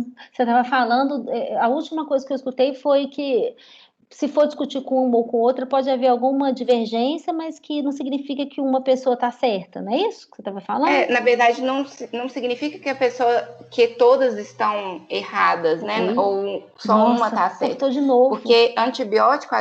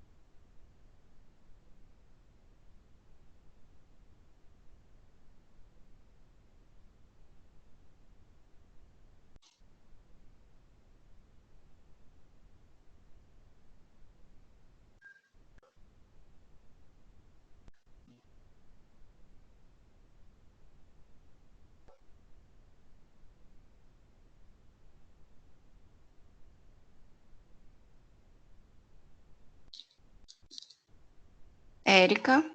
Foi, agora voltou. Eu Voltou? parei desconectada, não sei, isso nunca aconteceu, Dani, primeira vez. Mas continua. Você desconectou? Não, me desconectaram, não sei, acho que foi problema com o sinal, não sei o que que é, ou com o Teams, não sei. Mas eu tô de volta. A Bárbara também não estava escutando, eu acho que agora ela voltou, não sei. Vai, eu tô te escutando. E aí o que eu acho que é importante é que às vezes a gente vai ter mais de uma opção mesmo, né, terapêutica que é adequada. O importante é a gente entender o motivo da gente estar escolhendo um a outro antibiótico e o que é o benefício ou o risco de eu estar escolhendo um antibiótico ou outro, né? Acho que é essa questão. E por último, só quando você falou de rever o antimicrobiano, acho que é importante também a gente entender que mesmo lá no hospital em que a gente confia muito na nossa equipe, a gente conhece todo mundo que está no serviço, algumas vezes a gente precisa rever o diagnóstico, não porque o diagnóstico inicial foi errado, mas porque as coisas vão evoluindo, a gente vai tendo mais dado mesmo, tanto clínico quanto laboratorial. Então, às vezes, um antibiótico que entrou lá na ACM porque o paciente estava gravíssimo, chegou chocado e a gente não consegue entender muito bem o contexto e estava adequado naquele momento e era inclusive emergencial, talvez quando o paciente chega na enfermaria, a gente já veja claramente que, olha, na verdade foi um choque hipovolêmico, que não tinha nada a ver com um choque séptico, os exames laboratoriais estão adequados, a gente conseguiu ter um raciocínio diagnóstico e aí até rever a indicação do antibiótico ou não. E isso se faz importante, logicamente sem criticar o que veio antes, porque talvez justamente tenha evoluído e essa permissão de clareza tenha surgido depois, né? Acho que isso a gente vai conseguir ver nos casos, alguns casos que a Érica já levantou, alguns que a gente está levantando também, e aí se vocês tiverem alguma sugestão de outros casos que a gente possa discutir, aí vocês podem trazer para a gente também, né? Ótimo, Dani. Só para responder uma pergunta do Paulo, que ele colocou aqui no chat, ele colocou assim, Érica, quando você falou sobre os critérios para a bacteremia verdadeira, o critério que fala sobre o crescimento em menos de 20 horas, vale para micro-organismos em geral ou fica mais restrito àqueles cuja identificação possa levar à confusão com contaminação de amostra? Paulo, esse critério a gente considera mais para aqueles que são contaminantes mesmo. Conforme eu até coloquei lá na aula, né, tem aqueles patógenos que, em geral, a gente não vai considerar que é contaminação. Lógico que esses critérios não são absolutos, como a Dani mesmo falou. São critérios que a gente utiliza como uma direção, tá? Então, isso até alguns autores questionam. Na prática, a gente utiliza esse tempo de crescimento para valorizar. Eu custei achar, eu fiquei muito feliz quando eu achei a referência que falava dos 20 horas, porque eu já tinha achado referências, mas referências que não me ajudavam na prática. Tinha referência da Anvisa, por exemplo, colocando 48 horas. Poxa, 48 horas, isso não vai me ajudar. E na prática clínica, o que eu vejo mais é essa definição de 20 horas. Então, naquela referência que está lá na aula, que eu vou disponibilizar a gravação para vocês, e está lá na parte do Drive, eles colocam essas 20 horas. E vai de acordo com o que a gente faz na prática. Então, eu fiquei bastante satisfeita em achar essa informação.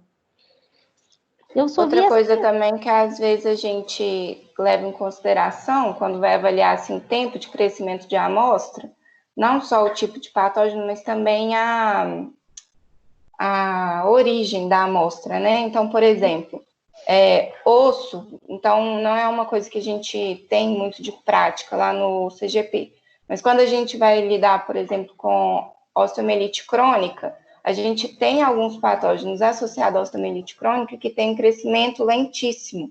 E aí, como a gente sabe disso, por exemplo, a gente pode esperar até 10 a 14 dias para crescimento, muito semelhante aí a algumas questões fúngicas, assim, crescimento fúngico. Lógico que isso não é válido para as osteomielites agudas, né? Totalmente diferente. Mas isso também vem impactar no tempo de crescimento. Obrigada, Dani. Eu estou muito ansiosa, Dani, pelo café com a CCH. Eu acho que eu vou aprender demais com vocês. Mais ainda. Eu também vou aprender muito. Estou muito feliz com essa oportunidade e eu queria agradecer de novo a Bárbara, que topou esse desafio comigo, assim, me ajudar na organização, porque a Bárbara é perfeita, ela sabe organizar como ninguém. Todo mundo só fala que a Bárbara é perfeita, e é mesmo. Não, eu que queria te agradecer, porque você é assim um espelho para a gente, um modelo, uma perfeição, dedicadíssima, né? Até a Flavinha me mandou mensagem, a gente estava falando isso aqui. Como que a gente se espelha em você? Então, assim, muito obrigada por essa oportunidade, que também me fez estudar, correr atrás, como sempre. Não é à toa que eu segui seus passos, né, Érica? Fui sua residente, fiz mestrado com a Glaucia e tudo mais. Parabéns, foi muito boa a aula, de verdade. Muito obrigada. Eu queria agradecer demais a Dani também, de estar topando isso com a gente. Acho que vai ser muito, muito, muito produtivo e enriquecedor para todos nós.